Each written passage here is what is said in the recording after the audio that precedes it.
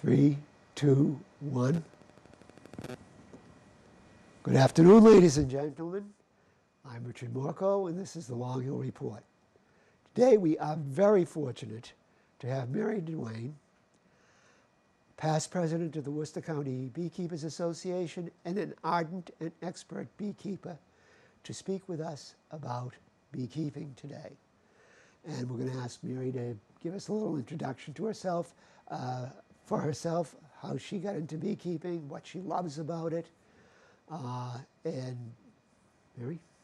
Yeah, I got into beekeeping in 1999 by accident. I was speaking to a very renowned beekeeper at the time, Ken Worcester, who currently is a state beekeeping inspector.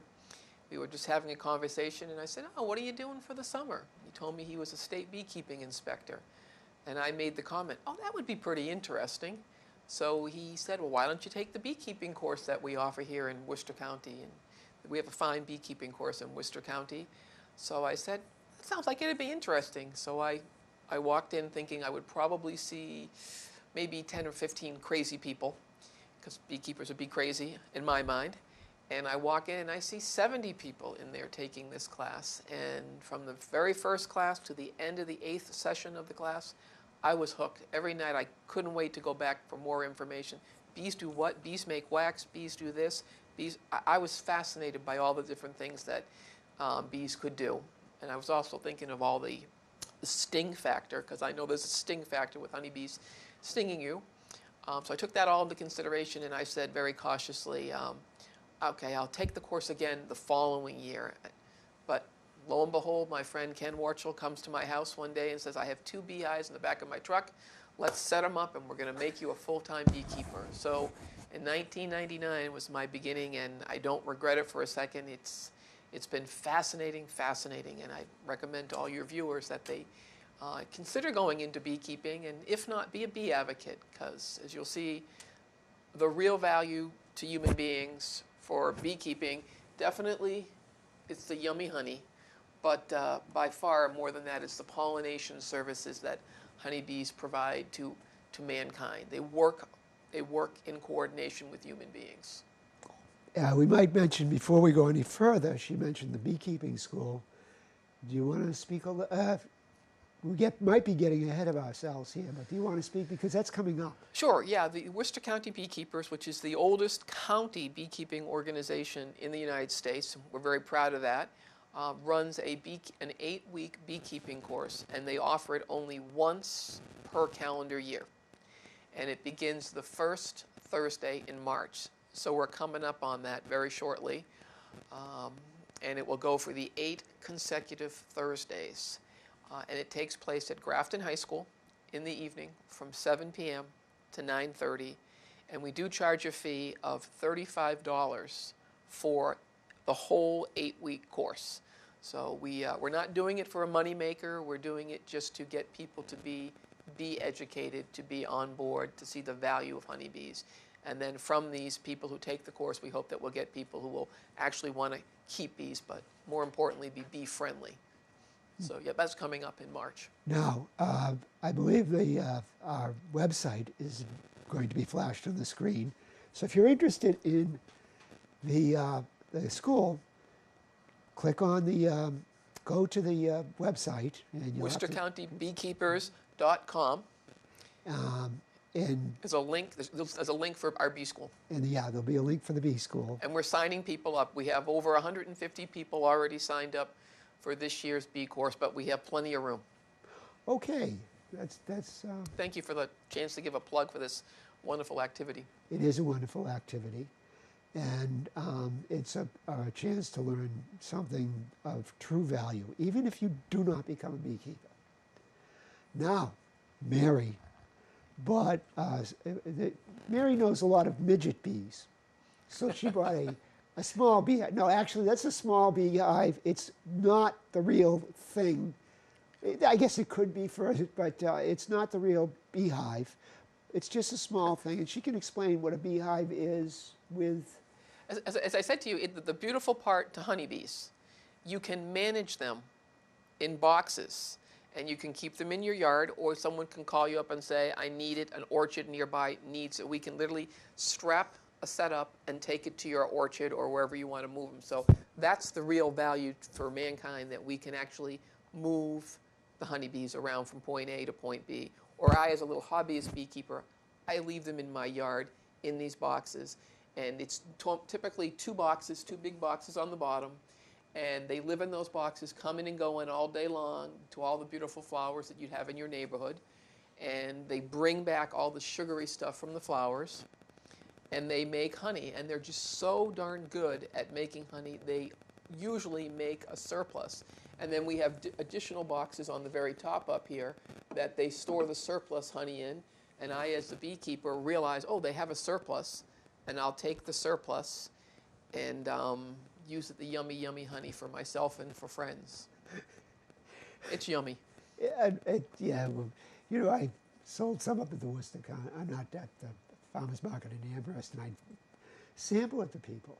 And I'd say, this is going to be the worst thing you ever tasted. And they tasted it and say, oh. Because it's hard in New England to make bad honey. Well, there's no honey that's bad, really. Well, there's one thing your viewers would be interested in, and I brought this. This is a little darker color honey, and this is a lighter color honey. And like you said, there is no bad honey, but depending upon where the bees happen to land, what flower, they'll come back and make different nuanced flavors of honey. Right. This is more of a spring honey from the apple blossoms in the area, and this one, a little darker one, is more of a wildflower honey from late fall. But the same exact bees go out to the beautiful plants that we have here and make these delicious honey. And it's not bad. You're absolutely right. Yeah, it's hard to do it. And then there's the wax. And the wax, it can be utilized for all types of, you can make candles, you can make cosmetics. I make a hand cream. Is there anything you... Yeah, hand cream, lip balm. I have people who buy it to do for the edges of their drawers in their house. I make candles out of it.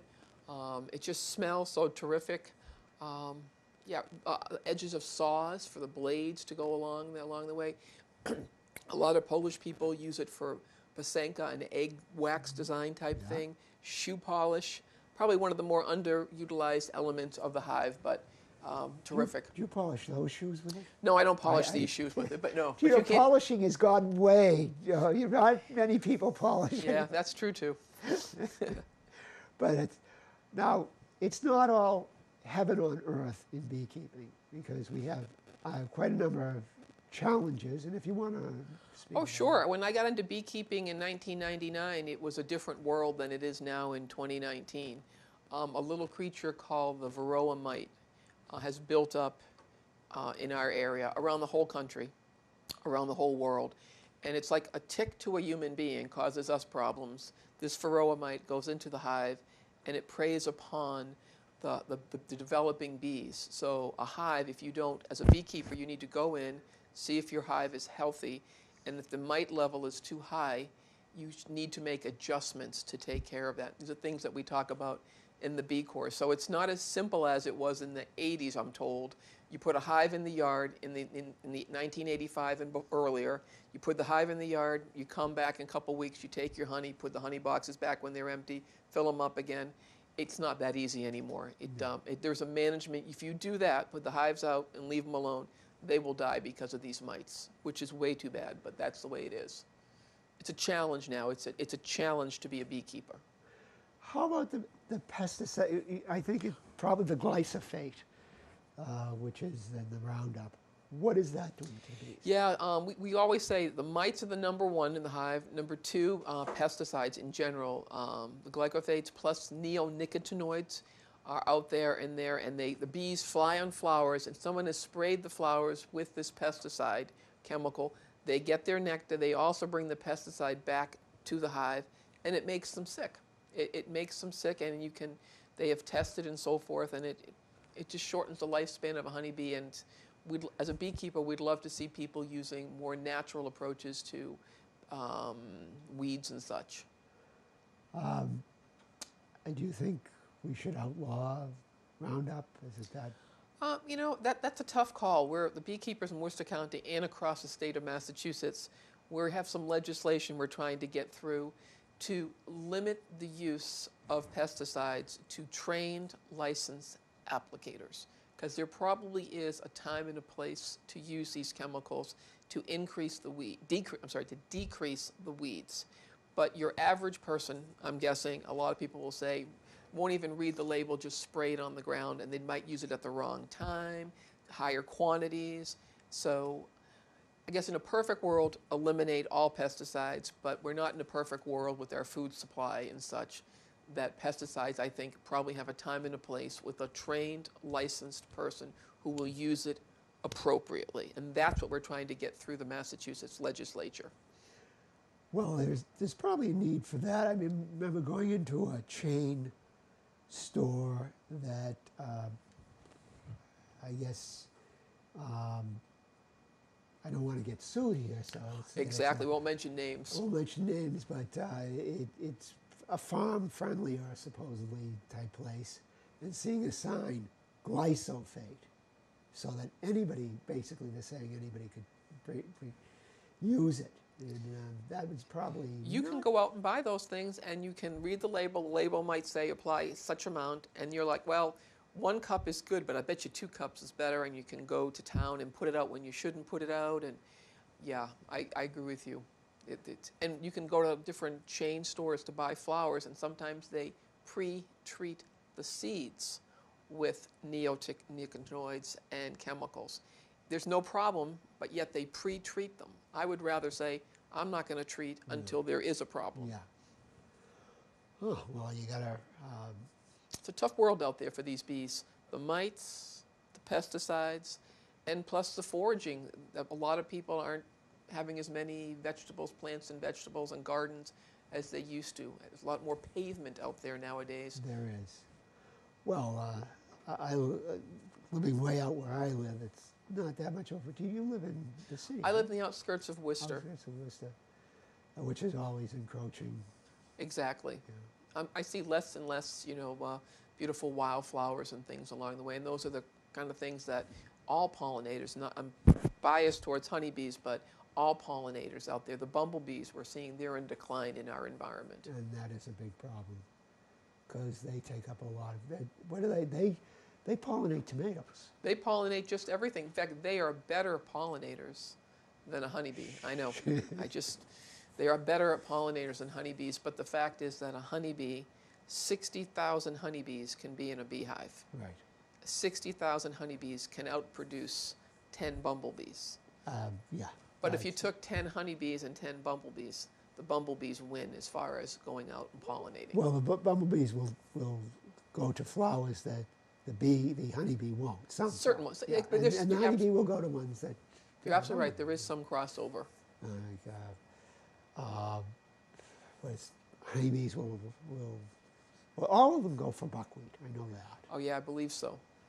But I'm trying to think of what flowers that squash certainly bumblebees love.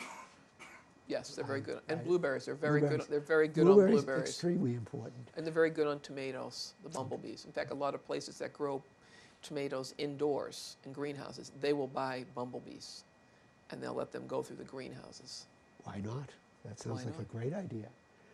Okay, I'm going to ask you a trivia question now. Are the bees, the honeybee, are they indigenous? It's kind of a two-part question. Are they indigenous to the United States?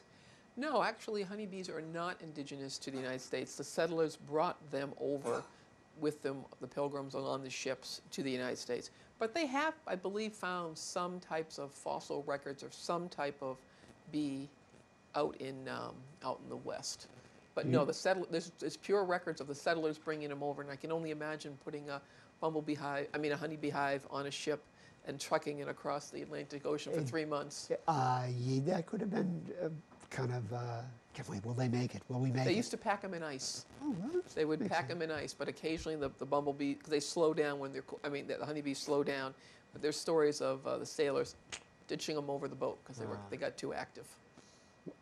What did the Indians call?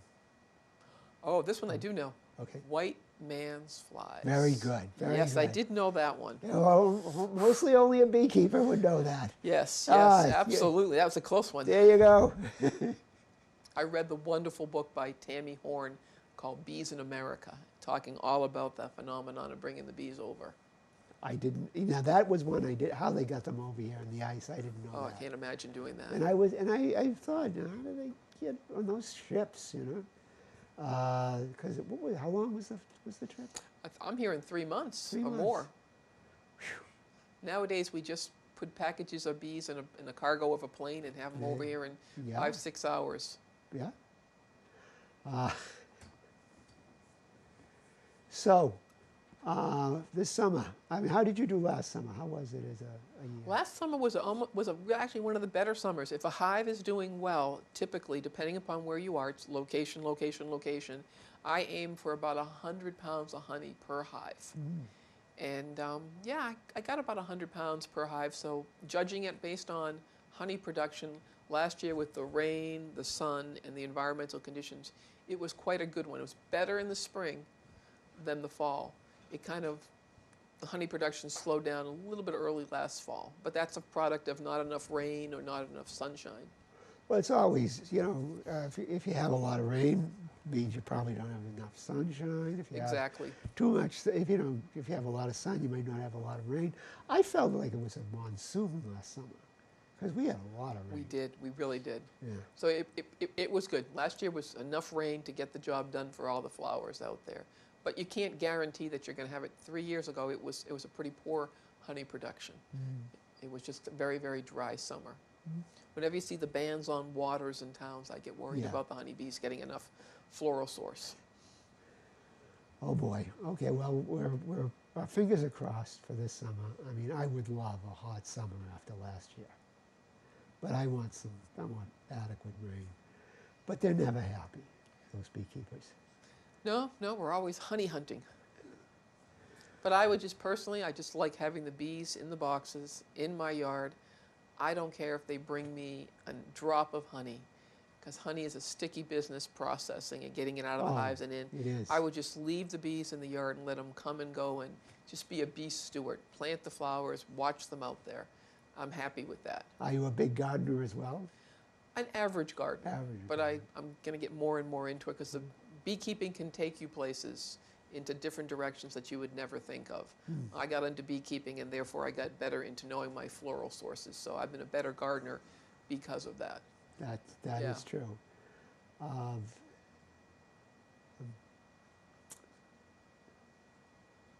So, tell us some more. No, we need bee advocates. We need people who are just going to be not getting upset when a bumblebee or a honeybee lands in their garden. You want them in your garden. You want them to land on your flowers, to shuffle the pollen from from plant A to point B. They shuffle pollen all around, take a little bit for themselves, and too many times I'll get phone calls, being the former president, I'll get phone calls, there's bees in my yard, can you come get them? They're honeybees. I'm like, are you sure they're honeybees? Oh, I'm positive they're honeybees. Are they living in a gray ball with paper on the outside? Yeah. That's not a honeybee. That's a hornet, a white-faced hornet and such. I'm like, oh, those aren't honeybees. I know, but do you want them? No, I really don't want them. We really can't manage them. So as a beekeeping club, we get probably 15 to 20 calls a year. Can you come out and look to see what's going on in the situation? And if they were, we appreciate these phone calls. If they turned out to be honeybees, we sent a team over to extract the honeybees from the wall of your house. Someone called me up, there's honeybees going in and out the side of my barn. Okay, that looks interesting. Took a couple boards off. There was a whole hive of honeybees. Instead of living in the box, because they didn't read the books, they were living in the walls of this person's barn.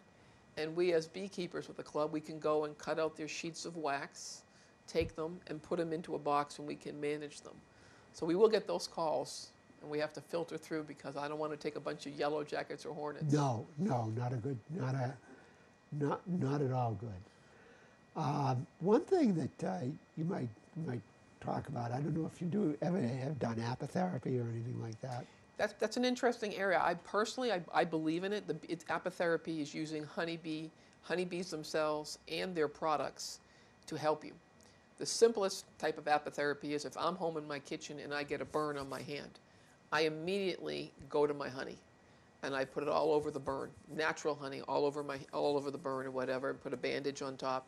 I'm not a doctor, but I do think it does speed up the healing process. So a lot of people, I would say one of the simplest ones. Now when I get stung, because every now and then I get stung by the bees, it does hurt. I'm not going to lie, it's a little bit of sting.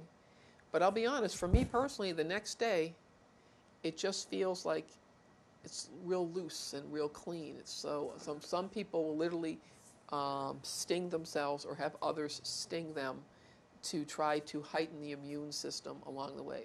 There's a lot of literature out there that you can read. There, believe it or not, is an apitherapy society in the United States, and they put on wonderful lectures and presentations. So from stinging to just using the honey as its medicinal purposes. Well, I had a neighbor who used to come and take some bees and purposely sting themselves because they had white, severe arthritis. I think it was arthritis. Most people that I've heard is arthritis, and I did have someone say, "Can I come and buy some bees from you?" And I'm like, "I'll give you some bees." And they have to be live. They take tweezers, and they sting in certain known spots. Once again, you'd have to do some reading and literature on this to read up on the sting spots.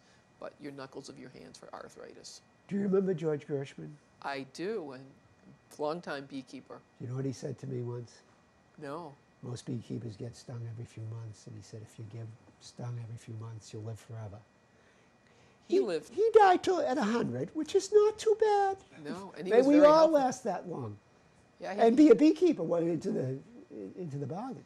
And he went into, I don't know if you, George, he would tell me he drank a concoction of honey every single day, Honey and vinegar. apple cider vinegar and honey every single day. He swore by it. And once again, he was very healthy up into his 90s and made it up to 100. Yeah. So, I mean, there it is, folks. We can give you the fountain of youth. Yeah. You could be as good looking as this lady. Of course, she's only in her 20s. So That's right. Reverse age when beekeeping. Why don't you explain that gear there that you have on your... That's a good segue because bee stings should be taken seriously. Some people are allergic. A small percentage of the population are allergic to the chemical, the venom that the bee injects in. And I do get stung. Last year I got stung 11 times. I kept track because people kept asking. It was 11 times last season being stung. And the next time I get stung, I could very well have an allergic reaction. That's the risk that you take with beekeeping. I always keep an EpiPen, and I would advise anybody, and we teach it at bee school, an EpiPen. It's an epinephrine pen, and you can get it prescribed. I'm sorry. Yeah, you're right. It has to be prescribed by your medical doctor. It's got the chemical epinephrine inside of it. Yeah. But I don't mind to be stung on my hands and my legs, but I don't like to be stung on my face. It's just, if something were to crawl on my face, my reaction is to squat it away. And same thing, if something crawls on my hands, I'm okay with that now. I wasn't in the beginning, so some of the beginning beekeepers will wear gloves along the way. But I, being a little bit into it, a little bit longer, I'll wear a veil. The screen will go over my head along the way, so the bees will land and walk all over the veil and not over me. And I can feel a little bit more comfortable that nothing is going to walk on my eyelid or along on your face so you don't swat. But there are some beekeepers who, this gentleman, Ken Worchle, our state bee inspector, Yes.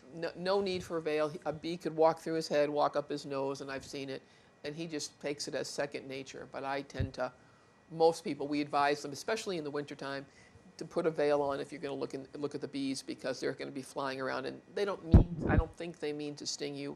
Because when a honeybee stings you, you may or may not know. It dies. It dies. Its stingers left inside. They're dead. Yeah, yellow jackets sting you and they live forever. they laugh. Well, they walk live away forever, and they yeah. laugh. Yeah. And they sting you 4 or 5 times. Whereas a honeybee, I think, is less. It's a defensive type activity for them to sting you. Yes. They're protecting the hive. They're protecting. When they've stung you, they've defended the hive. They defended the other bees, and they die. Exactly. And they're pretty creative, too, because they put their oldest bees towards the front of the hive, thinking if something attacks coming in toward the front entrance of the hive, let's sacrifice the older folks and the young ones that have their... How long does a honeybee live a female honeybee live in the summer? 6 weeks. 6 weeks, yeah. So they're pretty smart in how they navigate their population. it's a whole organism because it's a short life for them. So the hive lives. They die, the hive lives. Right. There's a good book on it, and I believe on it. It's a super organism. All the individual bees are making one massive structure, and things come and they go, and they come and they go. Yeah. The queen can last a long time. 3 to 5 years. And Yeah. you want to hear about sexism in the hive, they kill the guys at the end of the summer. They just kick them out. Say, They do. Die. Die, Fred. Die, Mike. You're out of here. Yeah. And so this is... It's sad. It's sad. Come October, the males go out of the hive, and they try to come back in. The males are called drones. They try to come back in, and they kick them away. No, you're not just going to eat all winter long and do nothing for us. Yep, you have to be a producer, in a sense of a contributor, a working contributor. The guys have only one purpose. And we're not going to go too much into that. It's to mate with the queen. And if it wasn't for that function, we wouldn't have bees, so it's important as well. Mm-hmm. It's not exactly a metaphor for the rest of creation, but what the heck. Yeah. Fascinating creatures. They are. Now the smoker, I don't think we explained about the smoker. There's a couple. This is most beekeepers, we go into the hive with this wonderful tool called a smoker, and it opens up. I guess this is on pretty tightly. It opens up here, and we usually put pine needles or various items in here to burn, and a beautiful smoke comes out the front here, and you lift the cover of the hive, and you put a little bit of smoke in to the hive just before you're going to go in. 3 theories. Theory number 1, the smoke going into the hive makes the bees think there's a fire. Because the moment you put the smoke in, the bees are eating honey, loading themselves up with honey because they're thinking, there's going to be a fire, we got to take off. That's one theory. Another theory is it covers my smell. Every one of us has a smell associated with us.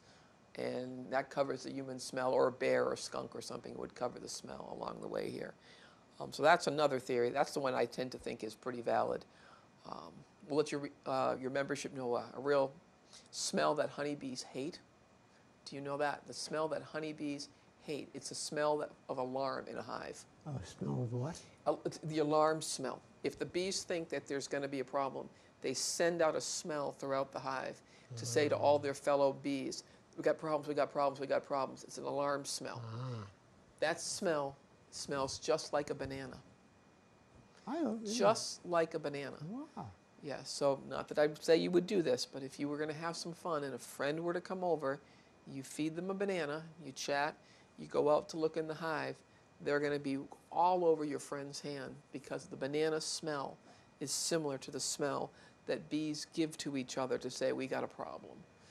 I know. So this person here that would try that. Moi? Mr. Milk of Human Kindness? You cut me to the quick. You're going to remember that one. So they think the smoke going in the hive disrupts that smell that they're sending throughout the hive, that there's not a problem. Where you live, have you had problems? One thing we have problems with is bears. Have you had any? Oh, in the club, we warn people, if you're going to get into beekeeping, you need to know the area that you're in. Bears love to get a free meal. They love to eat the baby bees that are developing inside the hive. Where I am personally on the outskirts of the city, we haven't had a bear problem. But I've helped many a friend set up an electric fence situation. I had to. You really have to. I mean, yeah. Because it's a free meal for a bear. So those who might be intimidated, it's really easy to do since we're electrified. Oh yeah, it's not difficult to set the equipment up, and it's not all that expensive to do that. No, not at all.